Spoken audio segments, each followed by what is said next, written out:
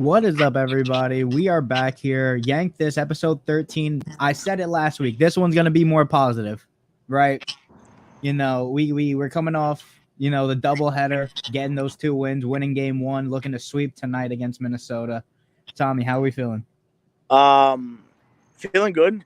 What's funny is you always tend to say a lot of things in the chat and you say it repeatedly until it actually happens, right? Yeah. Just like, here comes Peraza or Oswaldo Carrera's breaking out party. Like Yankee moment, Yankee moment, yeah. Yankee moment, yeah. So listen, I'm glad that one of the things you did say was right. Positive show.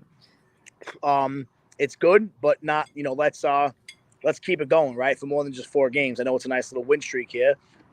Getting back on the right track, extending the lead. I think it's at least 5.5, or it's 5, right?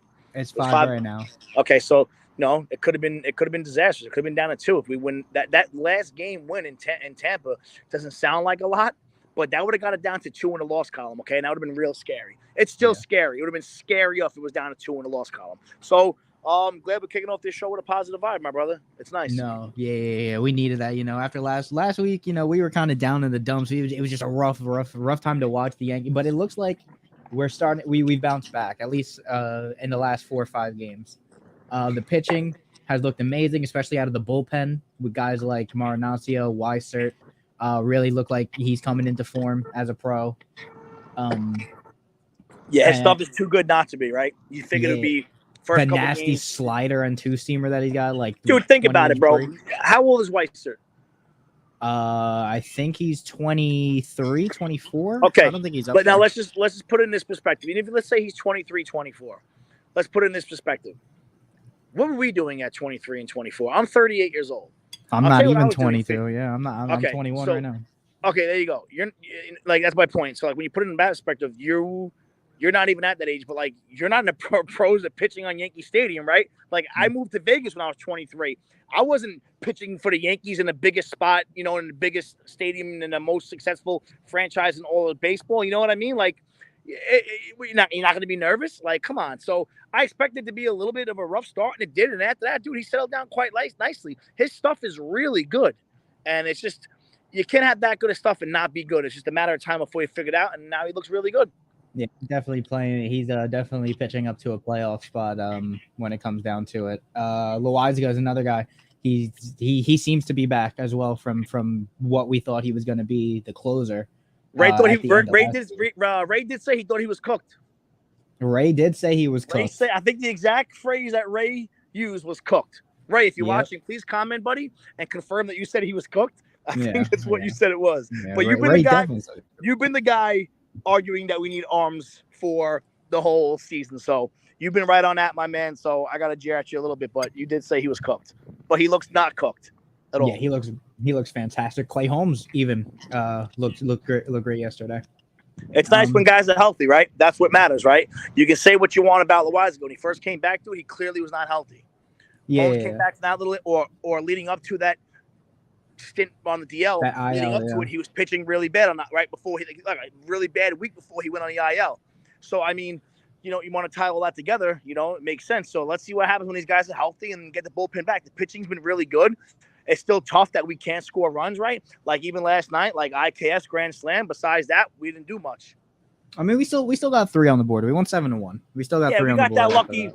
That lucky, unbelievable fucking bases loaded clearing double by Aaron Hicks. Like if that didn't happen, I mean, the only thing, was just two big plays like that. Like we're not consistently hitting base hits. Like everybody that got on last night took walks, which is not a bad thing. But even in that first game, great still.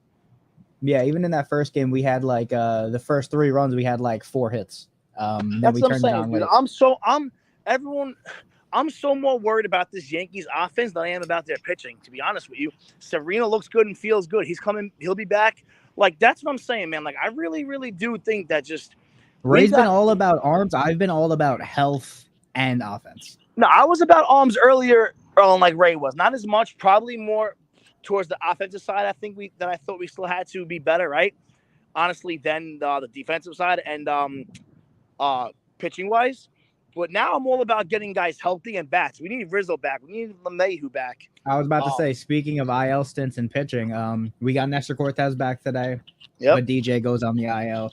So that's my point, right? Yeah. We got a hit, man. I'm telling you, I'm more worried about the offense once again than I am this pitching staff. Yeah, there was a stat that Yes threw up.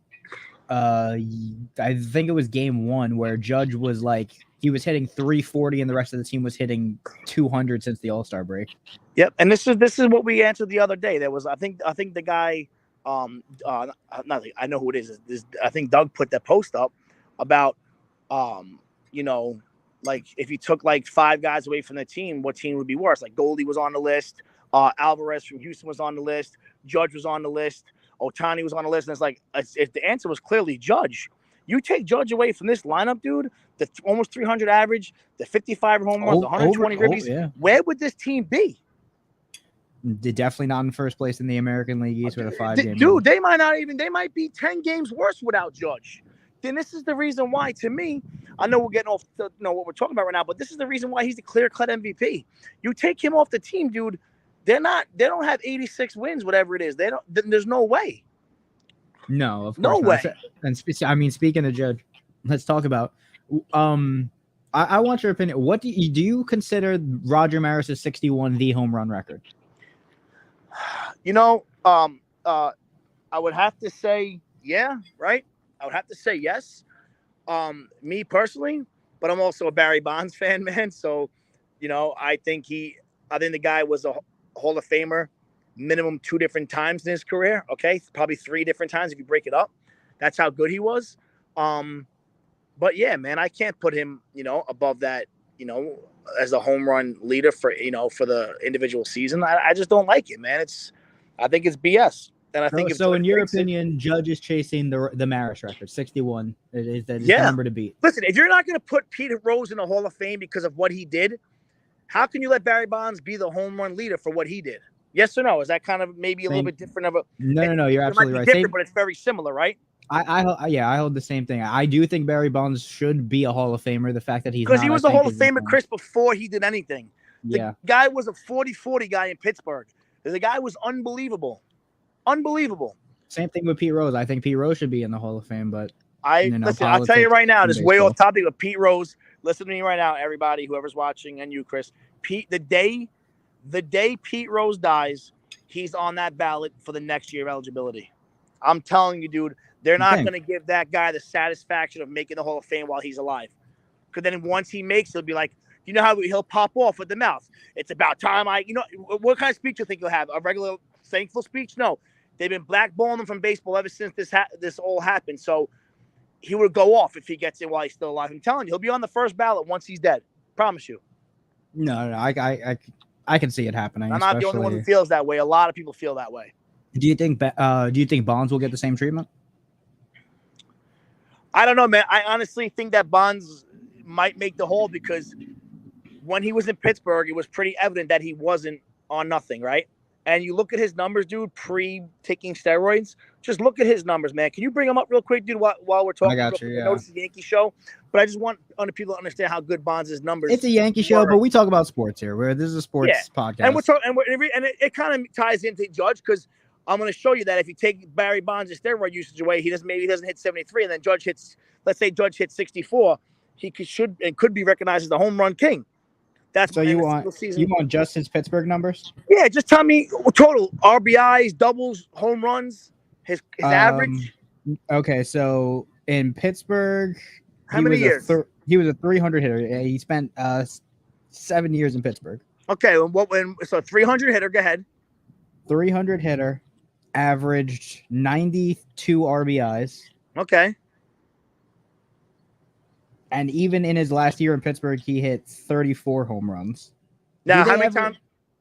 Maybe 30-30 club, not 40-40. What was he? 30-30 a couple times? 30 steals, 30 homers? He was 30-30, yeah. He never broke 40 in Pittsburgh. Oh, wait, am I lying? No, he never broke 40 in Pittsburgh. His high in Pittsburgh was 34, and he did it twice. Or 36. Okay. And then 34. Yeah, so...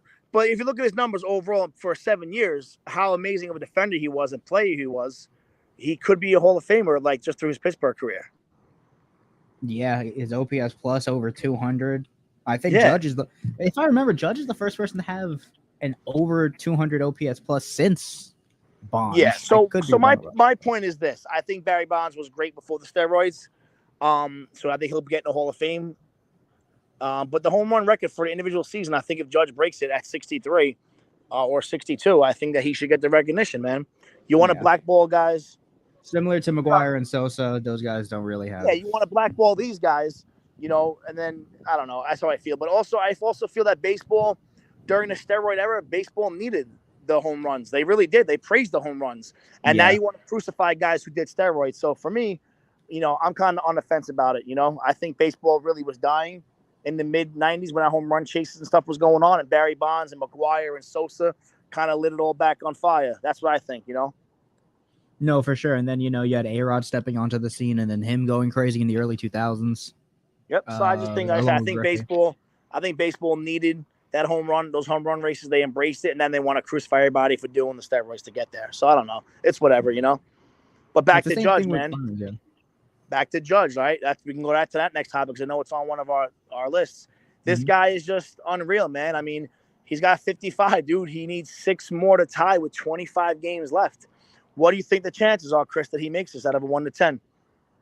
1 to 10, unless he goes into a crazy slump, I think it's 8.5 out of 10. He would need to go into a crazy slump or get hurt. Because what I think if I saw it correctly on the other day, he was 2 home runs ahead of Maris, right? On his pace of 61, 55 to 53, I believe, right? Yeah, but then he didn't hit one last night, so I guess he's 1 ahead of Maris now. Okay. Yeah, so we'll see, man. I mean, listen, I would love for the guy to do it. It would be great, but all I really care about is somehow getting, like I said, man, we always discuss, was it better or worse for us if Aaron Judge had an amazing year and we don't win, or if he had an okay year and we do win, right? Because honestly, like, I don't know what helps us more keeping him, Judge like him blowing up. What, 7 years, $250 million? I thought he turned down an 8-year deal with the Yankees. Even then, he's probably played himself up to like $150 million more with the way he's played this year. Yeah, but let's just say this is gonna be one of the best years in baseball history. So you really can't count on him doing that again. No offense, right? The guy's gonna hit 60 home runs, driving 130 RBIs. No, that's not. Especially if he does move on, not playing at Yankee Stadium, which every other fan base is always talking about being a minor league ballpark. Yeah. I'm not sure how much Judge does outside. So that's what I'm saying. So, but even if the next 5 years you get 38 to 47 home runs every year with 95 to 110 RBIs, I mean, do you pay him the $30 million a year for 30 million a year, 35 million a year for 9 years? Give him $300 million. I don't know, man, but you can't pitch this team without him because they'd be really putrid. Yeah, you could see at this point, this lineup is so bad that they're just intentionally walking him because they don't fear anybody else behind him. And that's what guys used to intentionally walk Barry Bonds all the time. It's the craziest thing I've ever seen. Yeah, man. And I think it was the Yes broadcast again yesterday when they were like, during Roger Maris's record-breaking 61 home run season, he never got intentionally walked because behind him was Mickey Mantle. Yeah, much better to have the Mick behind you. Yeah. So you couldn't put him on base, but I feel like the rest of the lineup they don't instill fear anymore. You know, look at the lineup. You got Cabrera, Peraza, Marwin Gonzalez, IKF. Who's gonna scare you in that lineup? Trevino, Judge Rizzo, and Stan at the beginning of the year. I think was a very scary trio to see back to back to back. And right now you got 1 1/4 of those guys. Judge by himself, obviously. Then you got a quarter of a play between Rizzo and Stanton right now. I mean, Stanton twists his ankle or whatever he did in the batter's box, swinging at a pitch. Like, come on, man. This is the shit that used to bother us about you. Especially because he's just coming off of an. And we loved you. We loved you last year, Stanton. We loved him for the last 18 months. You know, when he played great last year. You're in amazing shape. You can't swing at the ball and hurt your ankle, or whatever he did. Yeah, I'm 238 pounds, bro. I don't hurt myself swinging at softball, and I swing like a maniac trying to hit a homer. And I'm 238 pounds, bro, of not muscle, okay? Yeah, this guy's like 6'8", solid. You know, he's just a strong mother. He's strong. This guy was carved out of a fucking stone and hurts himself swinging at a ball. Like, is this really life, man? Come on. And it's not even a back thing, you know. Sometimes, you know, you could tweak your oblique, your back, you know, something. But to roll the ankle is just, it's just frustrating, especially coming off the Achilles injury. Getting off topic, but the one call we got, we can't put that guy back at first base ever again.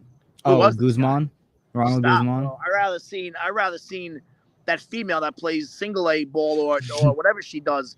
She's an independent ball play. This kid's brutal. No, yeah, you know, we had guys like Mike Ford and Greg Bird in the farm over the last couple of years, and they ended up leaving. So, but yeah, you asked me about it. What do you think the chances are that Judge does break the 61? Me? Yeah, out of 10. Man, I ain't never gonna. I can't even want to say this, bro. I think it's a 10 out of 10. You think it's a guarantee he hits what 7 more in the next 25 games? Can I put a clause in this? Or is that not allowed? Of course, barring injury. Okay, not only barring injury, but barring them not intentionally walking him. Can I put that in there, or is that like too much of a stipulation? No, because I think it's realistic. I think a lot of teams. I think, bro, put it this way: if Tampa Bay's playing him and Toronto's playing him, they both trying to get in for a wild card. They're not going to pitch the Judge. We play them a lot, don't we? Down the stretch. Yeah, we got Tampa again this weekend, and we got Boston. They're not really in it though. Yeah, so Boston doesn't matter. But if we're playing Toronto and Tampa and another team that's in a race, if they're down if they're up 4-1, 4-2, 4-3 in a game where there's an open base and there's a guy second and 1 out, they're not pitching the Judge clearly. So listen, I think it's a 10 out of 10 if he everything goes normal, right? No injuries and he's getting pitched to. If he's getting intentionally walked, dude, that's gonna drop it down to like a 5. Because people don't want to lose games by giving up to him, especially when there's nobody behind him batting. Like ICAS batting cleanup tonight. That's pretty bad. Oh, that's just disgusting. Yeah, about a half of our games remaining are against teams that probably won't make the playoffs. We got 6 against Boston, 2 against Pittsburgh, and 4 against Texas. All right, so it's really divided down the middle, right? That's 12 games right there. So 12 of our 25 against teams that don't matter. The other 13 matter. So I see Judge breaking it as long as all is good. But like I said, that's 2 big stipulations. Injuries, he's been pretty healthy, knock on this curb. And, hopefully he gets pitched to. So we'll see. But I think it's a given it's going to happen because he's still in a really good groove. He homered in 4 straight up until last night. Yeah. And I was really surprised that they had him DH for both games. I thought they were going to have him DH the first game and then. Yeah, but I watched the presser after the game, and Boone said that he wanted to give him just 2 full games, not putting himself out in the field. All right, but then do that. I would rather him do that in back-to-back days, not like in back-to-back in a doubleheader game. At that point, have him field, one of the games, and then give him the DH in the next game. You want to know what though, bro? I really don't mind it. You want to know why, Chris? God forbid, dude, if he's out there on a doubleheader playing, even if let's say for some reason, odd reason, he put him out there for both games, which would be stupid, right? But God forbid he's going after a fly ball in the outfield, doing twist his ankle. He's out for 14 days. Like that would be detrimental to this team right now. So I don't mind the double DH. I know you want to see him out there, but I don't mind it being out there so much. It's the thing, especially with the Benintendi injury and trading away Gallo, who was a negative bat, but he was still a great defender. He's still our best defender out there, although Waldo has shown that very good, very, very good defensively. This kid, for a middle infielder, he plays a hell of a right field. He's got a very good. Well, you got to realize he has a shortstop arm, so we know that it's a strong arm, right? And left side of the infield arm, so he has power, and then he's just translating it. He's translating it to the outfield, and he's just literally doing. It's not even just the arm. Of course, he did. He's gunned down a couple of guys at the plate so far this year. Yeah, and Jeff is going to slander that because it's Yankees right field. Anybody can make that throw, but I wouldn't say anybody. I mean, I think you can't be. I don't think you can be a schlub and make that play still. I mean, you gotta feel you gotta feel that cleanly, right? Running at you when he's fielding the ball. He's got to throw it, hit target, get there either on one hop or a straight throw. Listen, I'm not saying it's the greatest play in the world. He didn't throw the guy out from the fucking track, but that's still a good play. It doesn't matter. I know if one of the Mets did that, whether it was Nimmo or Marte in right field, who has a really good arm, they would have been like, "Oh my god, amazing play!" So like cut the bullshit. Like, don't be a hater and just say it was a good play. Yeah, that was a great throw. Love you, Jeff. Love Jeff. He made another play other than the throw. An inning later when he made the diving stop, the sliding catch, in extras that Yeah. saved the run. And then at end of game 1, he ends up getting the bat in his hands with a clutch situation. What was it, second and third, 1 out, and he's able to knock him in to win game 1. And a 1-2 count, which was good. Yeah, down to his last strike. I said it before the at bat. I think I said it in the group chat. I was like, if I'm Boone, I'm telling him to just take every pitch and have Judge come up there with the bases loaded and nowhere to put him. Gotta pitch to him at that point. But yeah, Waldo comes through in game 1.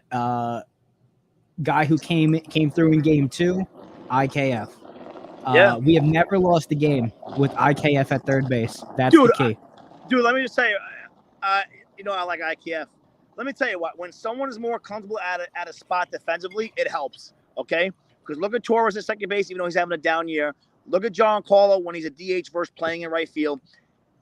When Giancarlo's in right field, he plays better when he's playing defense. Torres is a better second baseman offensively at second than he is when he played short. And IKF is a better player when he plays at third and bats when he's playing third because he won a Gold Glove with Texas there. I think he rushes plays at short, and at third he kind of takes his time and just, and makes a solid play. So I like him at third base. Well, and honestly, Donaldson, like Ray said earlier, dude, Donaldson's almost useless at this point. I'll tell you right now, dude. Let me remember how we went through our playoff thing the last 2 weeks about who's starting at what position. Remember we did this for the last 2 weeks? Yeah. Right now, Donaldson's not getting any burn in the playoffs. IKF's playing third, and you might see one of those kids playing shortstop even in the playoffs. I mean, at this point, do you try to do a Peraza and Cabrera middle infield and have Torres and Donaldson off the bench? I don't think so right now because Torres is definitely playing second for us in the playoffs. So let's have him playing these last 25 games leading up to the playoffs, right? Because I think that Cabrera is going to make the roster over Marwin Gonzalez because now you can play Cabrera everywhere you can play Marwin, honestly. And we expect to have Rizzo back to first base. Marwin's only playing that because Rizzo's out. So I think Marwin Gonzalez loses his spot to Cabrera, and Cabrera starts at shortstop for us in the playoffs.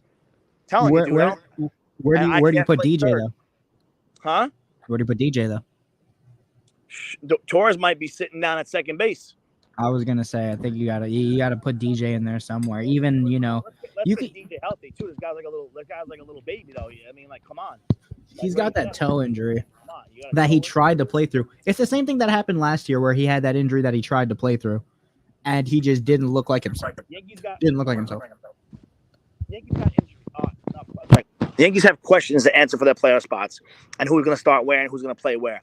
Because if Stanton's out, which could easily happen before then you have spots open. You can even DH Judge one game and have those three guys in the outfield, right? So I mean, listen, it could be a lot can be done come playoff time. We got to see who's healthy and who makes the roster. Yeah, with no Benintendi, I doubt we don't see Judge in the outfield. Yeah, but you want to Boone the other day didn't rule him out yet. He said he's not ruling him out. It's not his throwing hand, which is good, but it is his bottom hand when it comes to his swing. Yeah. So what's his face? They said how long you expect him to be out. He said, well, different guys heal differently than other guys do. He goes, we won't know until we're at that point. But don't write him off just yet. And I don't know what's up with Carpenter. I haven't heard nothing lately about him. Yeah, but he's also not been ruled completely out from what I've heard. Yeah, but have we heard anything about him? I haven't heard about him. No. I saw Zach Britton threw another inning the other night, right? With Severino, right? Yeah, he did. So he got a couple back, hopefully. So, like I said, man, we'll have to see what happens in the next couple of weeks with who's healthy in these next 25 games in 27 days. And we're gonna get a first round bye as long as you win the division. So, we got an extra week of rest, right? So you're talking about a good 3 weeks, 25, 35 days, a full month, of rest for our guys, which is gonna be helpful. All right. Just get back to Benintendi for a second. He had a broken hamate bone in his hand. Yeah. Wander Franco is dealing with the same injury right now, and he hasn't played since July 9th, and he's still looking at 2 to 4 weeks. So Benintendi's over then. He's probably done. I mean, I think same injury? Broken hamate in the hand. Same thing with Franco. But Benintendi, I think he's done for the year. When it comes to the postseason, I would like, at this point, Hicks, I still don't think is a lock to play.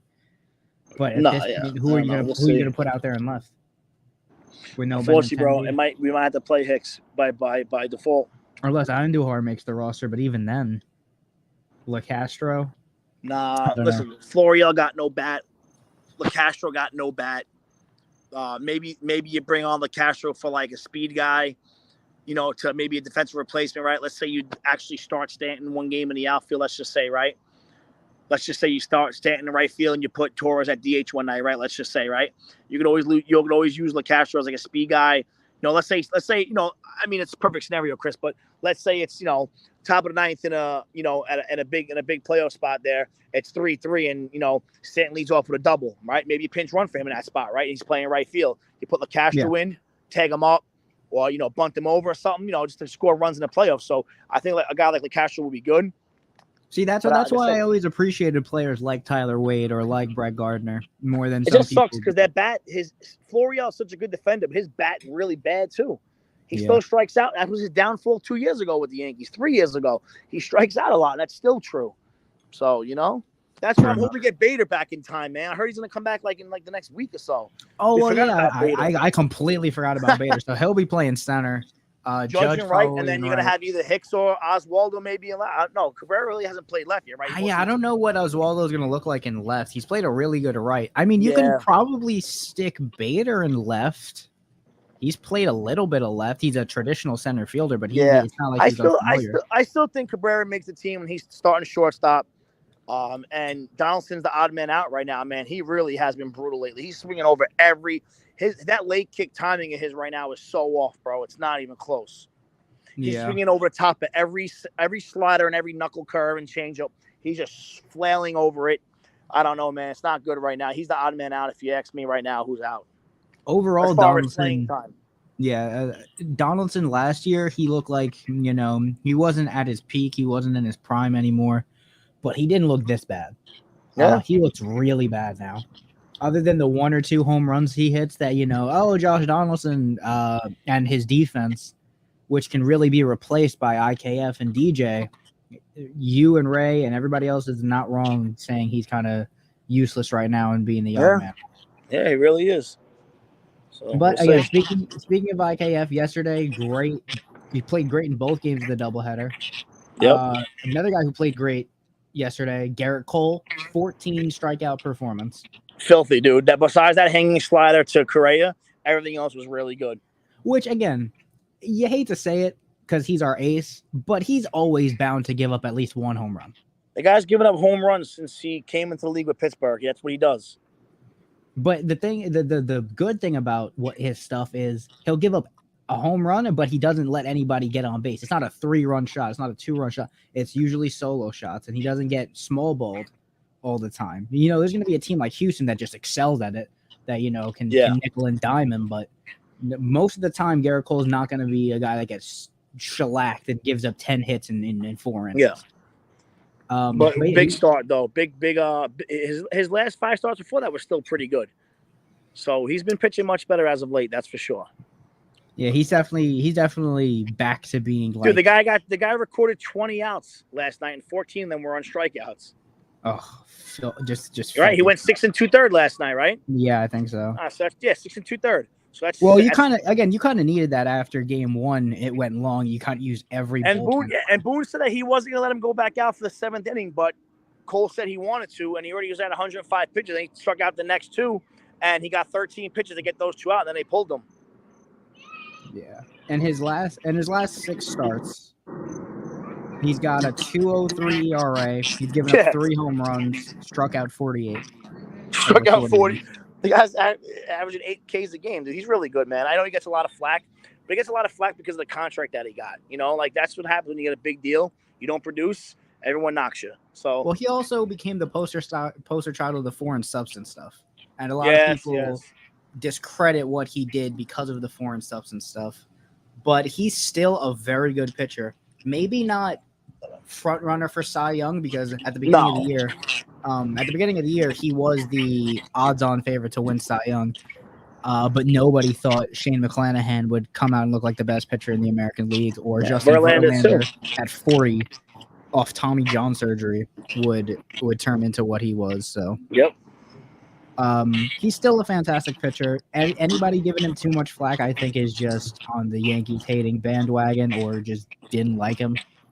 Of course. But he's been fantastic. Again, Meanwhile, anybody that talks shit would take him on their team tomorrow. So enough of the bullshit. Oh, yeah, for sure. Anybody, Garrett Cole is the ace of probably 25 rosters. Yeah, he's not the ace of the Mets. He's not. He might not even be the ace of the Braves, right? He might not be the ace of one of the teams out with either Milwaukee or Padres, whatever those teams that have good started pitchers. I mean, he's not the ace in Houston. So I mean, you can probably find 5 to 7 teams that he won't be the ace of. No, for sure. But Garrett Cole, fantastic performance last night. I thought, the narrative around Cole is if the smallest thing is off, he's gonna get blown up. And yeah, he needs to get over that shit, man. That's enough of that. Like, oh my God, whatever. Like, oh, we started half an hour late, or this or that. Like, come on, man. Like, take the ball and go and throw in the ball and dominate. Like, come on, enough with the excuses already. Well, he proved that yesterday. He proved he can do that yesterday. Game starts 30 minutes late. Guys are fatigued because they just played 12 innings. So, went out 6 2/3. Only gave up the blast to Correa. There's really not much more you could ask of him. I expected him to go about 7, just because the bullpen got cooked in that first game. But other than that, great performance. Cole back to looking like the ace. It's fantastic. We're getting Nestor back. I wonder when they're going to slot him in at this point when they're thinking of bringing him out. When they're going to bring Cortez back, because he's been reinstated, but I don't know when they're going to slot him in for the start. He's starting tonight. Is he starting tonight? Yeah. Oh shit! Yeah, there we go. All right. I didn't even notice. Yeah, Bob. He's coming right back out to the fire, kid. He's starting tonight. All right, That's why I said to you, like, I'm like, sorry, what'd you say? Like, I thought that's what you said, but I thought you knew he was starting. Yeah, he's starting tonight. Yeah, I only saw the lineups and I saw he was reinstated. I didn't know that he was. He's good to go. Like I said, man, I don't think there's a pretty quick recovery from a groin injury, right? Like I told you, like Ray even said, I believe that I think this was more of giving him a 2-week rest, skip 2 starts. Let's take 14 innings out of his way and get him back in there before the playoffs. That's what I think, honestly, they did. Yeah. Okay. Yeah, so we got Cortez against former Yankee Sonny Gray, who has looked pretty good since getting out of pinstripe. Sonny Gray. Yeah, listen, some guys can't handle the New York pressure. He's clearly one of them. You want to talk about someone else? Joey Gallo looked like he's back in LA. Joey Gallo looks like the player that the Yankees thought. Now he changed his tune the other day. See what he said? Like he hopes they go to the World Series, and he's like taking back some statements. I guess he must have said out loud. I guess. Yeah. So. Gallo looks good. Other than that, screw Gallo. No. Joe's still a Gallo fan, I know. Joe's still waving the Gallo flag, saying he's back. But other than that, I'm looking forward to this series this weekend against Tampa. And I know going back a week down in the dumps, I'm like, yeah, we're probably going to lose these couple of games against Tampa. I think we have a pretty good shot at taking 2 out of the 3 against Tampa. And this is at home, right? Yeah. And, real quick, just to backtrack, we did take a guess on what we were going to go on that 10-game road trip. I said I would be okay with 5-5. We actually went 4-6. Just to recap last week, we said we were going to go on that 10-game stretch. Right. It was 4-6 we went. Was it 4-6? Oh yeah, it was because we won. We won the last one. We took 2 against Oakland, 1 against LA, one and 1 against Angels, Tampa. and 1 against Tampa Sunday night. Okay. Yep, 4-6. And I said I'd be happy with a 6-4, and I'd be ecstatic with 7-3. We went the opposite. We went 4-6. But yeah, I'm sorry. Go back to our schedule program. I just had to let you know that I did remember that recap of what we thought we were going to go on that 10-game stretch. Yeah, and those LA games were just they were frustrating. Again, going back trap. They're trap games, like they call them in sports, right? Trap games. Yeah. Teams that should dominate a team going into their territory. We should still win the series and win the game, and we don't. And that's what happens, right? The ultimate trap team in baseball right now is Philadelphia, because they are flying under the radar in the 2-man race in the NL East. Yeah, you're a big Philly guy. I look at the roster and I'm like, man, this team is good. You got one of the best catchers in baseball in JT Realmuto. You got one of the best players overall in baseball in Bryce Harper. You got Nick Castellanos, who's having a down year, but the Queen just died, so he's bound to hit a home run tonight. yeah, right. Reese Hoskins, like top to bottom, it's just a really good team. I think the only thing that has stopped them from succeeding over the last few years has been the bullpen. They And their bolstered that. defense It's really not that bad. It's not their horrendous. defense is one of the worst in the league. I guarantee if you look up Philly's metrics defensively, they're in the bottom 5 of the league. Well, I'll look that up right now. But I think top to bottom, I think that team offensively is one of the stronger teams in baseball, and they're going under the radar for the sheer fact that it's not Atlanta and the Mets. That's a two-man race out there in the East. The Atlanta Braves have by far the best lineup in baseball. It's not even close. Yeah, I mean, they're still playing Ozuna, so I don't know. I know, but dude, 1-9, regardless of Ozuna and what he does. When you look at that lineup, Swanson, Rosario, Acuna, Albies, D'Arnaud. Dude, it's just they're so good. They're so good offensively. It's unbelievable, man. Yeah. Austin Riley, like, come on, dude. Like, they're filthy, dude. The Braves are unbelievable offensively. Best in the league. They're winning baseball games for like the last 80 games at like a 70% record. Like, they're winning 70% of the games, for like the last like 75 games. All right. I guess I'll go by defensive efficiency. We're talking about Philly. Defensive efficiency for Philly, they're about a middle of the pack team. They're not nothing crazy. They're a bottom 10 team, I would say. All right, bottom 10. That's pretty bad, man. So imagine if they corrected that and then had a better bullpen, they'd be great, but they don't. Yeah, I think. But like I said, I think they're just a team that you could definitely lose 2 out of 3 in a wild card series too. Like, I feel like when I think of a trap team, I think Philly, because what you're getting out of Seattle at this point. You know you're going to get good pitching. You know you're going to get solid hitting. You know you're going to get 3-4 runs, and you're going to win because your pitching is so well. With Philly, you don't really know what you're walking into. You could blow them up in the first inning, or you can get shut out. And I think that's what makes them the trap team in the MLB right now. But either way, that's just it's getting fun. You could see the playoff hype building for the league right now. 25 games left, bro. I can't wait. 25 games left. Races are really heating up. Again, we just talked about the NL East, the AL East. The AL Central is close, even though I think we've all agreed that whoever makes it out of the Central is just a first round exit at this point. Yeah, right. Because then we get to play the winner of that division. They play the wild card, and we play the winner of that. So we play Minnesota. We're 114-39 against them. The last 153 games. Minnesota is 2 games out from Cleveland right now. Yes, that's what I'm saying. So I was just saying, if they have to make it over Cleveland, we play them, and if they beat the other wild card team. So I'm pretty confident to go against Minnesota. Yeah, even against Cleveland. Think Cleveland scares me? No way. No, Cleveland. Yeah. Like I say, either one of the teams that make it out of the Central is probably going to get beaten pretty soundly when it comes to the wild card. Other than that, every other division looks pretty locked up right now. St. Louis. AL.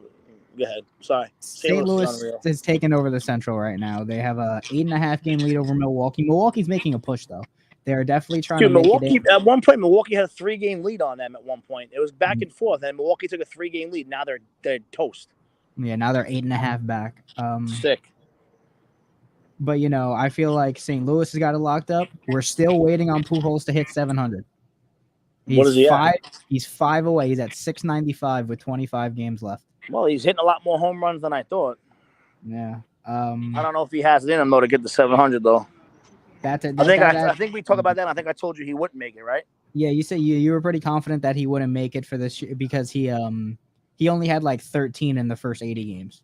Yeah, but now they got the division locked up, so he might actually see some more playing time now or steady playing time. So maybe they try to get him to get there, Yeah, and then the Dodgers, far and away the best team in the West. San Diego is still just property of the Dodgers. Whenever they meet, the Dodgers just slap them around. Dude, San Diego is so frustrating. They got such a good team. They pick up Soto and they've done nothing, right? They've been a pretty mid team since the trade deadline. They haven't done anything too special. And that is you're right. It's a very frustrating team to watch because of all the potential. Because you look at the roster, even before Soto, you're like, all right, Machado. Well, Tatis was out the whole year, and then he got suspended. Yeah. But I'm saying even before that, like you look at this upcoming year. If Tatis was healthy, you have Tatis, Machado. You got I forgot the other guy's name, but they got Cronenworth. They got a good team, dude. They just can't. I don't know what, and they got good pitchers. Well, if you're talking going into the season, they had Luke Voigt at the time too. Yeah, it's just crazy, man. It's just crazy. What do we got up next for us? Our squad. For us, we do have Tampa, and then we have Boston. Right. Of course, after the game tonight against Minnesota, we got 3 against Tampa, 2 against Boston, then 2 against Milwaukee. All right, and then what do we? 3 against Milwaukee. Sorry. Okay, what's next on our topic list? Oh, I said we've been bouncing around, even though it's still been a really good show. Yeah, topic wise, I mean, we pretty much we've gone through everything pretty quick. Everything on the topic list that I had. Cole's 14K. We talked about Judge and the Maris record. IKF at third. Waldo and fantastic in game 1. If you guys are just tuning in, we talked about all this. This is going to be up on YouTube, Facebook, everything. If you want to rewatch the episode. The 4-game streak that we're on right now, and then the 5-game lead with the Rays series over the weekend. I guess we could dive in a little bit more to that Rays series coming up. I think listen, if we get swept at home, man, it's back down to a 2-game series. So you got to take care of business at home. You're playing good baseball right now. Let's win tonight, right? Let's take a big game tonight against Minnesota, and then Friday is it this Friday we play Tampa or no? Yeah, Friday, Saturday, Sunday, Tampa. Yeah, so like let's handle business tonight against Minnesota, 4-game sweep, and then tomorrow let's take care of Tampa at home. Like let's go on a little 5-game win streak heading into the series. I think it would be big. Oh yeah, it would be massive if we could pick up that momentum, especially coming off the win at Tampa to start the streak. I feel like if we can hold a 5 to 7 game lead by the time we get to, but I'd say by the time we finish our final Boston series, which is the 25th, it's a 4-game series at home. I think if we have a 5 to 7 game lead there, it's locked up. Yeah, I think so too. Because Tampa would have to just go on I don't think Tampa can lose another series. Yeah. Unless we collapse, unless we somehow get swept by Milwaukee, split against Pittsburgh, and then split against Texas. Yeah, I doubt that will happen. So, yeah, the teams that we have looking ahead of us, the real contenders are pretty much all division rivals. Tampa, Toronto, and Baltimore, which again could just be a trap series, just because. But I mean, that's the second to last series. We should probably have a playoff spot locked in by the time we play Baltimore for the final time. Listen, we're not missing the playoffs. Everyone needs to chill out. We're either winning the division or we're not, but most likely we are. So that first round bye is going to be sweet. Sorry to all you guys who want to see us collapse, because that's what you like to do. You like to see it's not happening. It's not 14 games anymore. It's only 5, but we'll win the division by at least 5 games and we'll be all right. Yeah, for sure. Tommy, you said you did need to head out at around 6:45, right? Yeah, so I'm gonna sign off, guys. I do apologize. The next week I'll be good, and Chris is gonna hit you with his amazing top 10. I know it's gonna be really good. I have a feeling it's gonna be good. I bet you I can give you. I will just. All right, yeah. Before you head out, give me who you think is on my top 10. Okay, I'm gonna give you starting from the top. Cole, Judge is gonna be 1. Yes. I think Garrett Cole should be 2. Yeah. IKF might be 3, actually. He's on the list, but he's not 3. Not 3, okay. I think you might even put Cabrera on that list, even though he's been struggling a little bit. Like I said, this is another default list, though. I don't think we had 10 guys, right? Maranathio could be on the list. Maranathio, Cole, Judge, IKF. I don't know, man. I really don't know the rest, man. But I know you're gonna have a good one. But I know I got the top 2 right, so I feel good about myself. No, absolutely. Well, do me a favor, man. In the group chat, Bob, throw up a picture of your top 10. I want to see what it looks like. I got you. All guys, right. thank you all for watching episode 13. I gotta sign off. I'll see you guys next week. Thank you once again. I'll talk to you guys later. Go Yanks. And there goes Tommy. Yeah, so it's just gonna be me for the last 10 minutes, everybody. We're just gonna chill. I'm gonna bring you guys my top 10. And so we're just gonna go right into it. Number 10 is Greg Weisert. He's played really well. We talked about him earlier in the show. Over the last couple of games, he's really showed that he is an MLB level pitcher. He was great in the minors, which everybody knew going into it. But I think it's been really, really fun to see a young guy who's ready for MLB action. He's 27. I know he said 24, 25. He's 27. He's a little older than I thought. Over the last two games, I thought he played well. The fifth against Minnesota, and then yesterday in game 1, where he got the finish and he got the win, putting in a couple. I think Greg Weisert, again, not a lot of guys to choose from in the last few days, but Weisert, I think, is going to be a really good piece to close out the season, go down this final stretch, just because the arms, we're just struggling. Injuries have started to mount, and I think he's been a really solid arm that we could rely on somewhat going down this final stretch. Number 9, we do got Ron Maranathio. He's not top 2. He's not top 3. Maranathio has shown a little bit of cracks. He's still great, but when he's been coming in these later innings, he's been allowing those runs to score from second. And maybe extra innings just isn't for him. I would say maybe he's a good 8th inning guy, a good 7th inning guy, a good someone that could really just. But with when there's traffic, when there's ducks on the pond, he's shown some struggles recently. But other than that, again, they're unearned runs, which every time I talk about Maranathio, I talk about he's got a sub-1 ERA. He's got like a sub-1 ERA in the last 4 or 5 months. It's just the runs from second are coming in later innings, which are unearned. But ducks on the pond, I can't really trust Maranathio right now, but he's still been absolutely great for us over the last couple of games, couple of months even.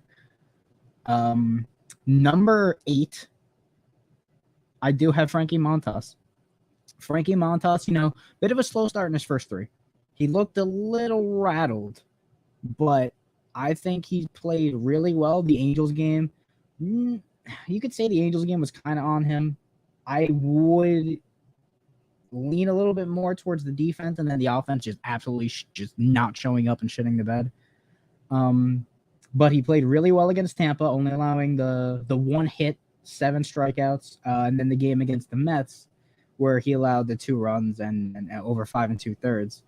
I think Montas has turned it around. I think he's going to be looking really good come playoff time. I think when you join the Yankees, there is that gelling period where, man, the lights are bright. Everybody's watching. Everybody's talking about me. I need to perform. And then sometimes you just can't. Sometimes there's that block. And I think he's going to get past that block going by what we saw in his last start against Tampa. Playing Tampa again, I think it's a big confidence boost. So you don't have to see a new team. You get to see the same team twice, a team you just beat, a team that you did well against. So I think Frankie Montas, number 8, he's played really, really well. Number 7, I do have IKF. This is more or less based on last night because he's just been frustrating to watch at shortstop. He plays third base, and we haven't lost since. IKF really just showed what he had last night, and I think you kind of need to put some respect on the fact that maybe he was just playing out of position. Maybe he's not a traditional shortstop. And at third base, I get you have Donaldson, you have DJ LeMahieu, but maybe IKF could be the option at third base. He looked a lot more confident at the plate. He had the grand slam. He had the big hit in the 12th, the grounder right up the middle, which I called, by the way. But yeah, I think IKF right now, if Donaldson's going to be out long-term, on paternity, I think IKF could be the option at third, especially with DJ LeMahieu out with the toe injury as well. So IKF at third, maybe don't hit him clean up. like we are tonight. That's kind of scary. It's kind of pleased. But yeah, give me IKF. Next up, we got number 6. We got Oswaldo Cabrera. Waldo, I think the bat hasn't been there. I will be the first to say that the bat just hasn't been there quite yet. But Waldo is really, really good defensively. No matter where you put him, he's been saving runs defense. In like the first 10, 15 games that he's played in right, he's a top 10 defender by most metrics. Defensive runs saved.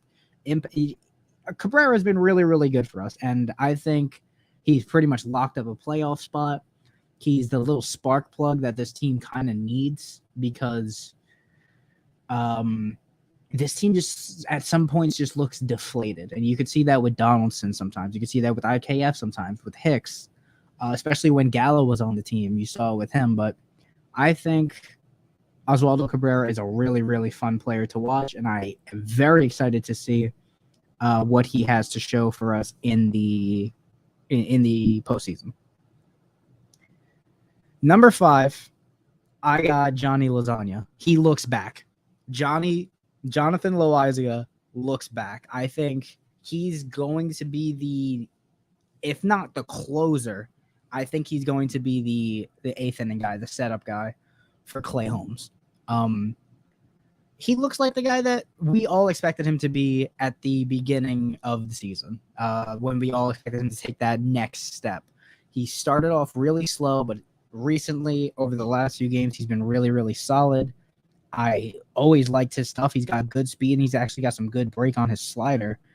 And he gets out of jams. You know, he did get hit a couple of times yesterday. You know, allowed the 2 hits, but I really like what I'm seeing out of Jonathan Loaizaga.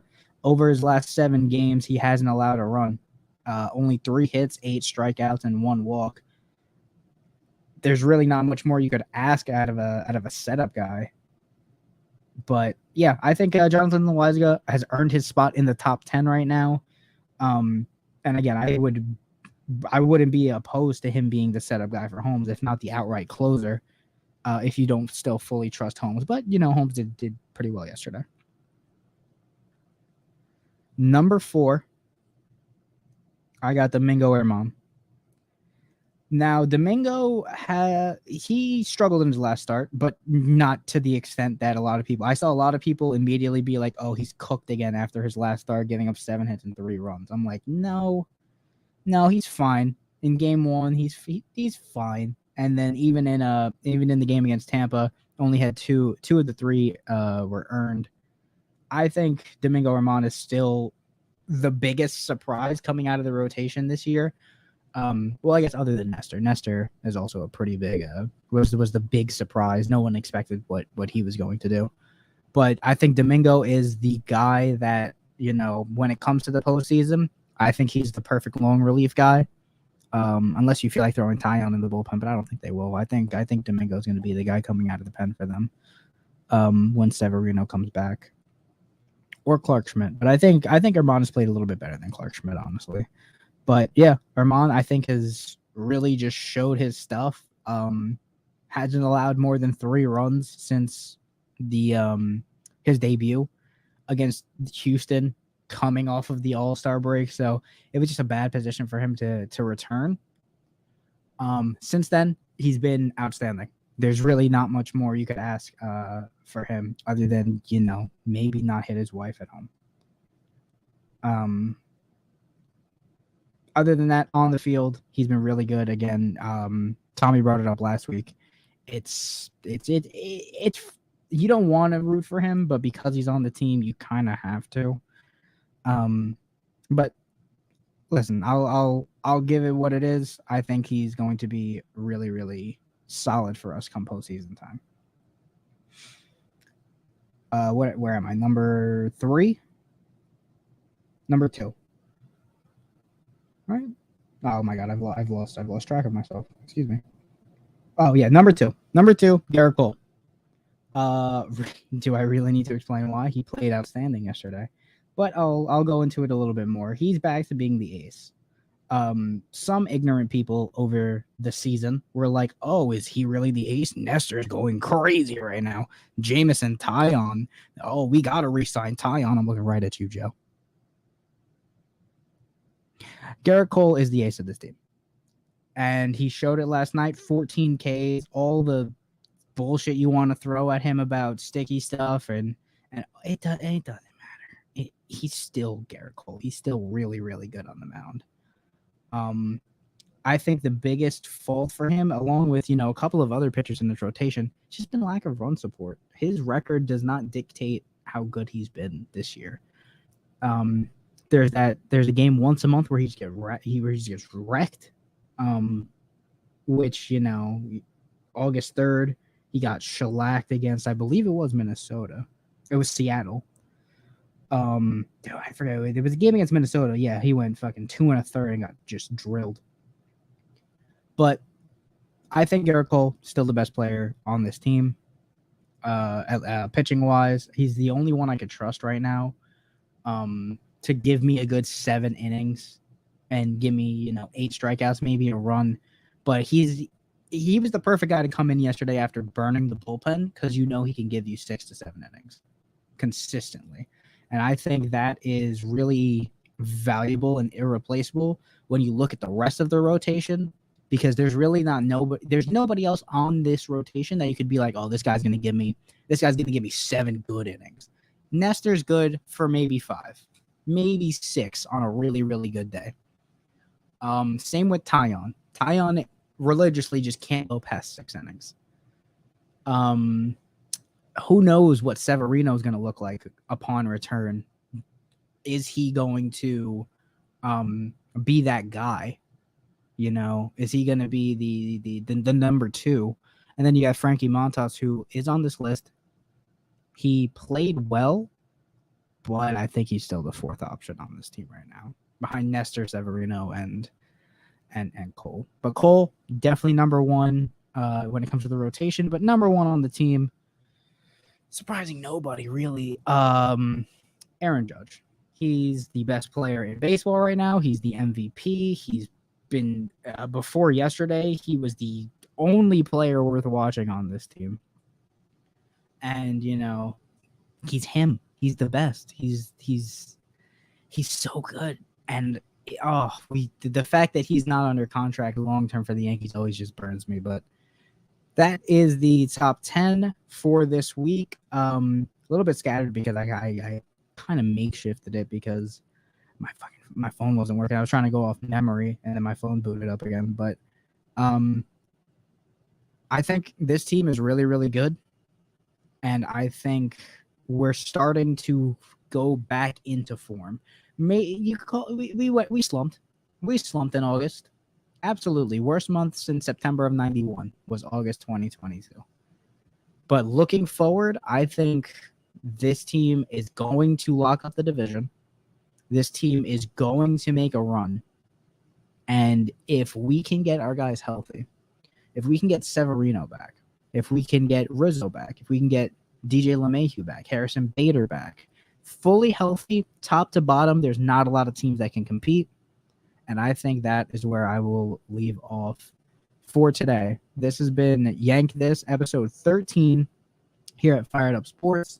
For Tommy and for me and for Joe, Jeff, everybody at Fired Up Sports, thank you for watching. We'll be back next week to talk about more Yankees baseball, hopefully as positive as it was this week. We had a lot of good things happen in the last few days. 4-game win streak, walk-off, stellar pitching performance by Cole.